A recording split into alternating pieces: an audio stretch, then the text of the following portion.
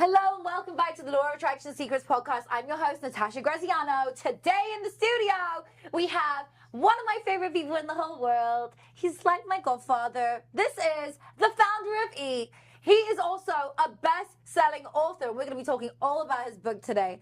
He is somebody who really doesn't need a bio. Welcome to the show, Larry Namer. Thank you. Thank you for having me. You're like a, I don't know, what you call a seasonal guest on my show at this point. That, pretty much so, yeah. I love it. No, you're such a special part of my life. Like, it's amazing. When you first came on, like, to now, the amount that has happened in your life, you've done so much. Like, you just released a book, which is already gone bestseller in 4 categories, people.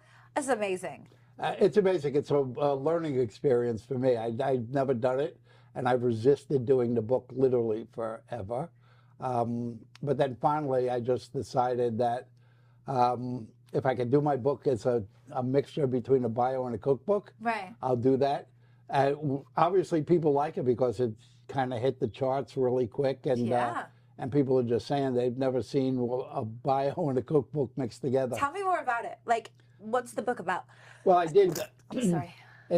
Pretty much every 7 years, I reinvent myself. I become an entirely different person. Well, we actually shed our skin after 7 years. They say that, like, our body is completely recalibrated with new cells after 7 years. Yeah, well, so, you know, it kind of starts with, like, growing up in a poor neighborhood in Brooklyn, Coney Island, and then getting my first job at Manhattan Cable and working my way through that, and then getting brought out to LA to build a cable system here, then starting E!, then starting a media company in Russia, then starting a media company in China, being the primary consultant to Bill Gates, whatever. So my life is very compartmentalized. So what we did in the book was we took each of those segments and we put, I'm a fanatic cook. Oh yeah, I know. So you all won't know this because you don't eat at Larry's house all the time, but Larry is the most phenomenal cook. Like, he flies in fucking crab from freaking Miami for the night so we can eat this like freshly cooked crab that he makes with this incredible sauce and all these dishes, and like, yeah, the food is amazing. So wait, you put the recipes in the book? So what I did was I took each of those segments and then put the recipes that inspired me during that time, and then anecdotes of stories. So it's this combination. So it's a bio, but it's a bio mixed with a cookbook. That's so cool. I'm so excited. I've got it sitting at home. It's a beautiful book, beautiful black cover. I'm going to put a picture of it now into here if you are watching. Otherwise, the link is below. If you haven't yet got a copy of this book, it is well worth a try. You'll learn some amazing recipes and learn some really cool stories along the way. So what's your favorite recipe from the book? Well, you know, it's funny because, I mean, all the ones that are in the book are kind of my favorites for those times. But it was really strange writing the book. Really? Because I had to, like, I started remembering things that I haven't thought about in literally decades. But probably the most fun or the most interesting for people is there was a time when Alan Marufka and I, we were doing E!, and I was kind of like this hermit. I was like the business guy. I didn't really play Hollywood. Alan would go out with every starlet in Hollywood. And he went out with this actress, and ends up she had a boyfriend who just so happened to be called OJ Simpson. And when OJ found, and who was married at the time, but when he found out Alan was going out with the girl he liked, he went around town threatening to break Alan's legs with a baseball bat. Alan, the Alan, yeah. Yeah, the Alan. And my God. So anyway, yeah, I ended up speaking to him on the phone, and by total coincidence, his biggest thing after playing football was he was spokesman for Hertz. He was the brand ambassador for Hertz. But Alan grew up with the chairman of Hertz's son, Blake. So when I mentioned it to OJ, I said, by the way, Frank, who's a devout religious guy, is not going to be happy that you want to break his son's childhood friend's legs for going out with your mistress, because he likes Nicole. So all of a sudden, the tone of the thing changed, and he's, oh, we got to have lunch, and we'll talk out. Who needs that girl, you know, and blah, blah, blah. So it ended up, we had Alan, I, and OJ had lunch at La Scala in Beverly Hills. And I remembered what I ate for lunch. So I had the little scala salad with salami, not turkey. You remember So this? I actually put that recipe in the book. Whoa, I love this. Every part has like a meal attached to it. You know the craziest of craziest. Like, I mean, your little black book is wild. Your friendships are like, it's incredible. Who be sat around the dinner table, like who you know. It's really amazing. Who's a really interesting person that you think is got so much more to them that people don't know? Well, I had a #1 TV show in Russia for 10 years. And I did a charity. I helped them start a charity to raise money for the Children's Hospital and the orphanage. Yeah. And we do this big music festival. So my partner that I work with is a guy named Vladimir Putin. You may have heard of him. Just maybe. So we did this festival, and literally every year we'd raise 100%. In 6 days, we raised 100% of the budget for the kids and stuff like that. So I know him really well, not since the Ukraine problem, but he actually, he came to New York once before he was the vice mayor of St. Petersburg. I had to go to the embassy and vouch for him that if he got sick, I'd pay his medical bills and stuff. And we had, you know, the biggest statesman in the U.S. was a guy named Henry Kissinger. So I introduced Vladimir to Henry Kissinger, which again, I don't even think of that stuff when I'm writing the book. I go, holy shit. I said, I did that. You know, it's weird. You've done some amazing things. I love that for you. Like, you're such an inspiring person. I mean, if you want to hear all about E and how that was built, go to the first episode. Literally on this podcast right now, just type in Natasha Graziano, Larry Namer, and then it will come up with like another episode where you can learn all about how Larry actually created E. And that is a fascinating story, like building $1 billion empire. What the fuck? And it's really incredible, that story. But today we're really focusing on the book and things that you believe are going to help people, because I know so many people are buying this book right now. That's why it's gone bestseller in 4 categories. But what is it that you wanted people to go away with the feeling of from the book? Well, I think, you know, the underlying thing throughout the whole book is that we all are in this life together. Yeah. And while some of us depart at 90 and some at 80 and some at 70, we all have pretty much a similar amount of time. Yes. And that's the most important thing to remember, is the most valuable thing you have is time. So particularly with entrepreneurs, they go by this follow your passion thing. But unfortunately, you all got to eat, you got to pay the rent, you have to do that. So if you're following your passion, but it's not a passion that's going to lead you to sustainable income, you're probably wasting a lot of time that you could be spending on things that could actually develop. So, yeah, my thing has always been to find something that you're good at and work it until you become great at it, and then that becomes your passion. Wow, I love that. I think sticking at something and perfecting it. Yeah. You know, like, it's like if you want to be a nail artist, be the fucking best nail artist in the game. Absolutely. You want to be a singer, go be the best singer. It's like, I wanted to be the #1 female motivational speaker in the world, and I did it. I wanted to be her. I got named it by multiple publications. Forbes writes about me. USA Today writes about me in the same way. I wanted to be the best of who I am, because I never wanted to be second place to somebody else. I wanted to be like, who is Natasha Graziano? Oh my gosh, she's the #1 female motivational speaker in the world, right? You got to own who you are, and that's what you did. Yeah, you know? and you got to, I mean, you're a good example. You got to pick something that you can become great at, that is achievable. Yeah. But it's also going to throw off an income that's going to let you sustain. I mean, you've got little babies and stuff, and, you know, you got to take care of more than just yourself. That's life. We all have those kind of things. So, you know, when somebody says, oh, my passion is making model airplanes, I'm like, I don't think that's going to be a sustainable income for you. Let's pick something else that maybe we can figure out how you could make money and feed your kids and pay the rent. I love it. Whenever I hear Larry go, I know exactly what that means. We're going to go quickly to an ad and we'll be right back.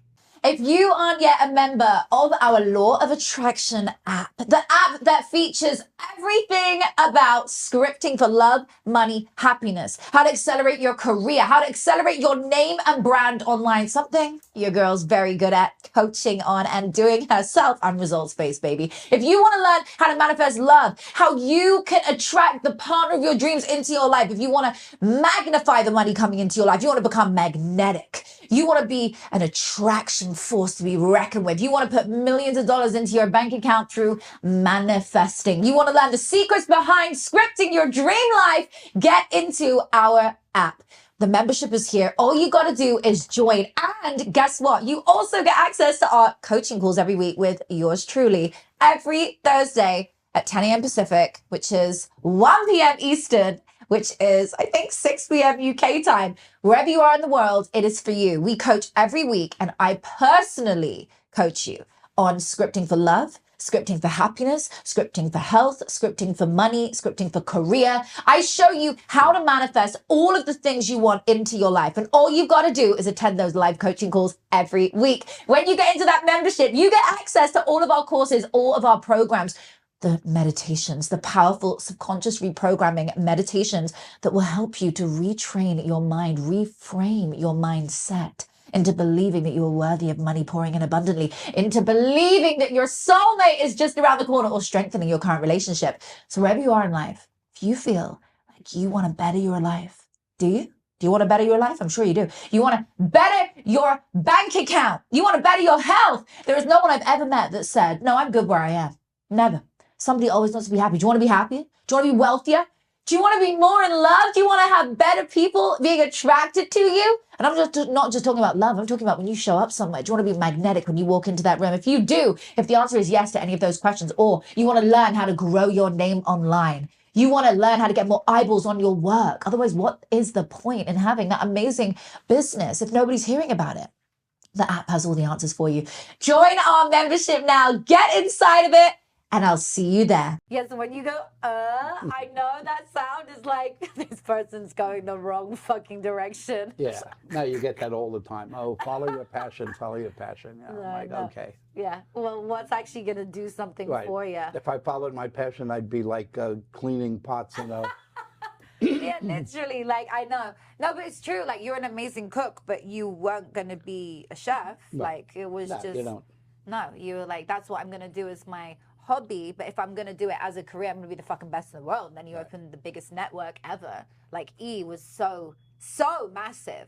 You like, what I love about it is like, you found the most incredible people for shows. Yeah. And you turned it into an empire. Like, you look at the Kardashians, that's... Kardashians, Greg Kinnear, Howard Stern, Ryan Seacrest. It's Ryan, yeah. I forget about Ryan. Yeah, I know. I was thinking about that. I was like, there's so many people, and now me. Yeah, and you know, it's funny with Ryan, at first, I forgot how many times I met with Ryan, and I said, Ryan, you're a really nice boy, but this is not for you. So finally, he said, all right, we'll give you a chance. Love that. Isn't that amazing? But that's always how it is, I feel. There's so many no's that we get in life. There's so many times when we get like the door slammed in our face. How badly do you want it? Yeah. You know, how badly do you want to go up and do that thing that you're doing? Yeah, and you know, a lot of it is, I mean, and you know it because I said it with you, it's persistence. Yeah. So having the personality and the expertise in something is one thing. Yeah. Having the work ethic is a whole different thing. And most people don't have that. They don't have the work ethic. No. The work ethic is everything. Like, I work every single day. Like, I was, after I had the baby, I was already back up and running. Right. Like, people were like, oh, you're going to take longer? It was like, no, like, I'm good. Like, I want to go and get up and do things and film and be active. And, like, so many people are just, they don't have that work ethic. No. And I don't believe in, like, you'll sleep when you're, you know, literally, like, not alive. Like, I don't really sleep till you're dead. I don't think that's the case. I just believe that you can get the fuck up every day and show up as an amazing person and achieve. Yeah. And, you know, when I've always get people chasing me. I want to be a host. I want to be a host. Because we did turn out a few good hosts on E! Yeah, right. You know, Howard Stern, Kardashian, you know, all that. But, you know, even when people have the personality, I'll go through, okay, you want to be a host. Let's go through this. If you get a daytime show, You're going to get up at 3 o'clock in the morning. You're going to be in hair and makeup till 5. You're going to shoot until 11. You're going to go home and have lunch. You're going to go to sleep, and you're going to do it 50 weeks a year. And people go, oh, no, I can't do it. Can't we do it later in the day? I don't get up at 3. And by the way, I spend the summer in the Hamptons. I can't do 50 weeks. And, you know, and... the reality is actually they really don't have what it takes to do it. It's a job. People don't realize it's not just fun. I mean, you look at the people that have made it, they work their butt off. I know. Yeah. Oprah sacrificed her life for that show. Yeah. Ellen sacrificed her life for that show. No, I get it. I'm the same. I absolutely, my work is my world. My babies come with me. Like, I just make it happen. You know, like I remember when me and Will.i.am filmed a show recently. When we were about to film, I just had surgery 4 days before. Was it 3 or 4 days? I can't remember. It was like 3 days. And I was like, oh my God, how am I going to do it? I got up. I just got up and made it happen. Yeah. And nobody even knew that I was like had this whole thing on. Oh my God. Yeah, no, it's a very unusual thing to combine all those pieces. It is. And stuff. And, you know, most people have like this, they have that, but they don't have all. I know. You know, so it's a pretty rare thing. And, you know, people like, when you talk about what you do as your life, for me, it's the same thing. People go, why are you doing this? You know, you could retire and go live on the beach and do that. And I go like, what would I do when I wake up? I mean, creating stuff is like what I do. No, I mean, know. It's just my life. You love it, but that you would never retire. Like you're just a creator. No, I mean, I don't like golf. You know, you'd be so fucking bored if you were doing nothing every day. It's not you. No, you're like the most creative person. That's what you do.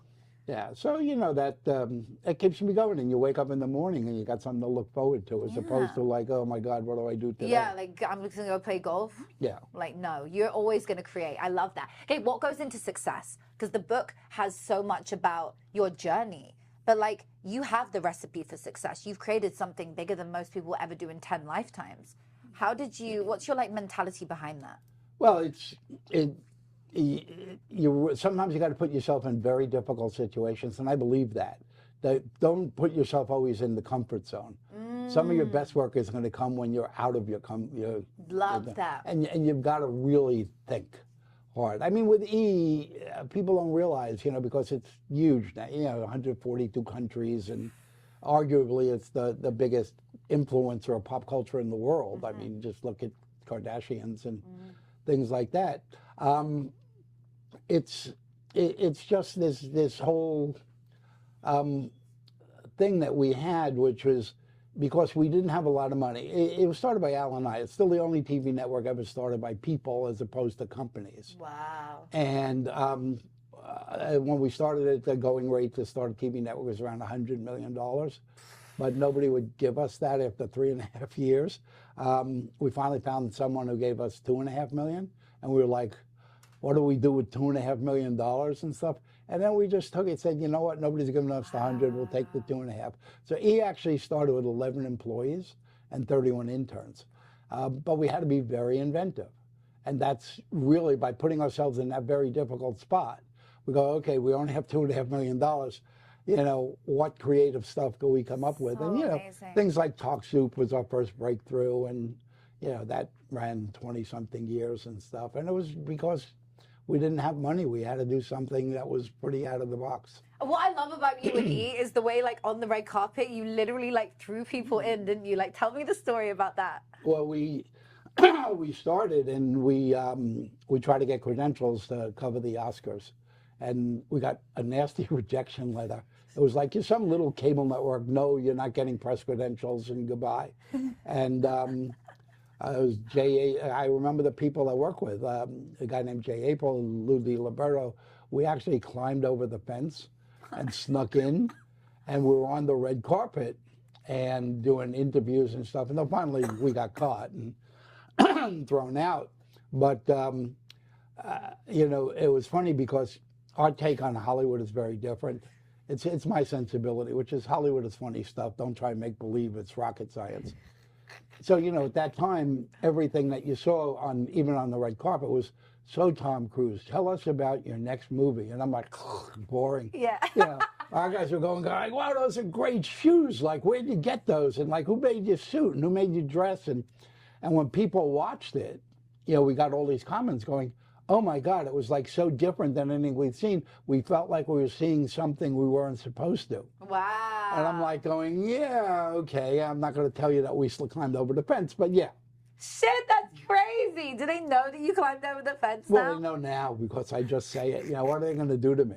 That's so funny. But it went on to be the biggest network, the biggest channel. Yeah, and it just led to, you know, it was fairly clear that people were more interested in celebs and their lives and their kids and their clothes and all that stuff. Not what's your next movie about. No. So that led to things like, you know, Fashion Police and, you know, all of that. And the Kardashians, a good example. So amazing. But you know what it also led to? Podcasts, if you think about it. Yeah. Podcasts are now the things that we don't usually get to talk about. Because when you do a TV interview, it's like 5-6 minutes. Right. When you do a podcast, you can go for as long as you need. And then all of a sudden, you're like, wow, I get to know in 20 minutes something about somebody that I never would have known. Yeah. You know? Yeah, I love podcasting. I think, A, there's no gatekeepers. Yeah. So you don't have to convince, I hate to call them idiots, but you don't have to convince people at the networks. Because usually I'll go into a network and I'll pitch an idea. And my ideas are a little offbeat. And the first thing they go, well, what's it like? I'm like, it's not like anything. It's different. It's new. It's unique and stuff like that. With podcasts, you don't have to go convince people. The economics is such that, A, you could do it and try it and show everybody that it's really valuable. But, you know, more importantly, when you're doing something broadcast, there's a certain cost that goes with it. And you have to have sustainable financing for anything. Yeah. So if you have a broadcast TV show, you need a few 100,000 people to watch it. So you dilute the content because you need to get wider and wider. Right. But with a podcast, you could make money or sustain it for thousands of dollars or hundreds of dollars even. Absolutely. And so it gives you the opportunity to really hone in on niches and really provide a little, I call it super serving. Find a community of interest and just super serve them to the point where they say, I can't believe someone's finally doing that. Ooh, I love that. That's actually really true for any career. Yeah. Podcasting, books, wherever you're at. Like, it's what inspired you to write your book? Like, where did you just wake up one day and go, I'm going to write a book? Like, everyone's been telling you for years. We've all been saying, let's write a book. No, I resisted it for whatever because people just wanted me to write a bio. I know, your biopic was I'm a big I'm not doing that because I'm not ready to write a last chapter. I know, I love And but then finally, you know, people started commenting, you know, going, you know, about the cooking and stuff. I said, wait a second. I said, maybe I could combine the two. And when I first told people, they said, you're going to combine a cookbook with your bio? And I'm going, yeah. And you know what? The comments that I'm getting now, they're going, wow, that's amazing that nobody's ever figured out to combine those two, you know. And that's so cool. Like, it's so unique having the recipes with it. So wait, you put all the ingredients and everything in? The whole thing. Oh, so it's literally more like, I mean, for anybody who's listening now, it's more, if you want, in a way, like a cookbook with the stories. It's kind of like sitting around a kitchen. It's kind of like being in the kitchen with you, getting those stories. Because that's what we do. We're at dinner. We eat your food, which is in the book, and then we talk about these stories. Right. Yeah. Yeah. So, and the book's got pictures of my food and stuff taken with my iPhone, but not professional. Oh, we love it. It's so good. I love it. I honestly, and it looks so pretty on the surface. It's like the black with gold. It's so nice. It's such a beautiful book. They did a good job. Well, you know, it's the folks from Secret Knock. Yeah. And you Greg know that all I love them. Yeah. They write hundreds of books and stuff like that, and they kind of walk me through the whole process. Oh, they're amazing. We love Secret Knock. Shout out to Secret Knock. So, okay, if you had to guide somebody today on building a business and getting out of their comfort zone, what would it be? Give me some. Well, I think the whole digital world, you know, if you're going to, I know media and I'm, you know, if I have a passion or if I'm good at something, it's media, is to look at the digital world. I mean, things have changed so dramatically. When I first got into the business, if I would do a business plan, I worked for Time Incorporated when it was just a publishing company. Wow. I would do a business plan and I'd do the financials, and you would weight the financials 95% US and 5% other. You didn't even give the rest of the world a name. It was just other. But now it changed so dramatically that if I do a business plan, it's 30% U.S. and then there's Russia and there's China and there's London, you know, there's the UK and there's Brazil and all that stuff. So people still think of Hollywood as a place. It's not. When it used to be that everything was so expensive that you had to come to Hollywood to make it. You needed big sound stages and cameras were $250,000. I mean, now I could take my camera from my phone. I could go to Nigeria and make a movie this afternoon if I wanted to. So think of Hollywood not as a geographic place, but think as a mindset. It's a level of productivity. It's a level of creativity. But it's not like a place you have to come to make any kind of visual entertainment anymore. So huge opportunities there. And, you know, and again, going back, I hate to date myself, you know, there was a time where NBC would tell you what you had to watch on Thursday night at 8 o'clock. Long gone, you know, it took them a while to realize that those days were over, but whatever you do, you got to program it for, you know, whatever people want to watch, when they want to watch it, on whatever device they want to watch it, and just and just be that way. Be everywhere all at once. It's not this or that. It's all. Omnipresence. Yeah. Being everywhere. Oh my God, that's such good advice. I love it. We always get the best from you. You're always so giving and nurturing and fun. I love having you on. What are you passionate about right now? Boom. My boom. Yeah. I'm helping a good friend of mine, Richie Rich, who's a designer. He designs for Gaga and Katy Perry and stuff. I know Richie. And Richie is, he had a big brand, Heatherette. Now he's got a new brand, Richard. And he's actually doing a big fashion show in New York this week. He's designing a line for the Care Bears. Oh my God, it's going to be amazing.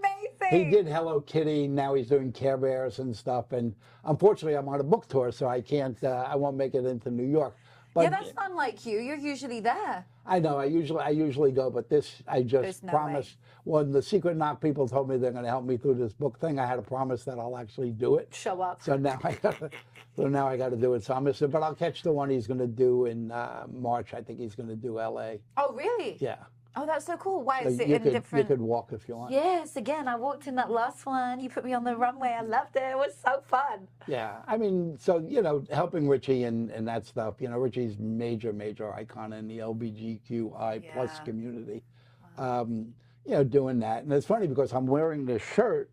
I was on a call this morning with the guy who's the stylist for Beyonce.